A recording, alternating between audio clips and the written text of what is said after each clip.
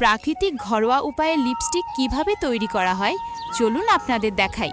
সবচেয়ে আগে আমি ক্ষেত থেকে লাল টসটসে পাকা ড্রাগন ফল তুলে আনি। তারপর ভালো করে ফলগুলোর শক্ত খোসা আলতো করে কেটে ভেতরের লালচে নরম অংশটা আলাদা করে নিই। এরপর সেই নরম অংশটা চামচ দিয়ে চটকে পেস্টের মতো বানিয়ে নিই। এখন সেই পেস্টটা পাতলা কাপড়ে ছেঁকে হাত দিয়ে চাপ দিয়ে বিশুদ্ধ রসটা বের করি। এরপর এই রসটা হালকা আঁচে বসিয়ে নাড়তে থাকি যতক্ষণ না একটু ঘন হয়ে আসে। এই সময়ে আমি পাহাড়ি মোটা চাল নিয়ে সেটাকে কুটে সূক্ষ্ম গুঁড়ো করে নিই। এখন ঘন ড্রাগন ফলের রসে সামান্য লেবুর রস মিশিয়ে তাতে চালের গুঁড়োটা দিয়ে ভালো করে নাড়ি। এরপর এটি একটি থালায় ঢেলে রোদে শুকাতে দিয়ে দিই। পরের সকালে যখন এটি শুকিয়ে যায় তখন সেটি আবার কুটে একদম মিহি পাউডার বানিয়ে নিই।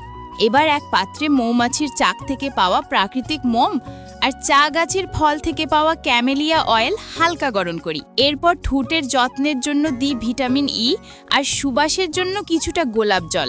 এখন এই উষ্ণ মিশ্রণে ড্রাগন ফলের পাউডার মিশিয়ে ভালোভাবে নাড়ি যতক্ষণ না মসৃণ হয়ে ওঠে। তারপর এটি একটি লিপস্টিকের ছাঁচে ঢেলে রেখে দিই সারা রাত জমে থাকার জন্য।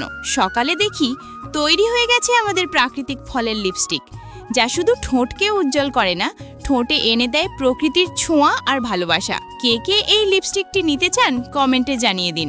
লাইক করুন আর সাবস্ক্রাইব করে আমাদের সঙ্গে জুড়ে থাকুন।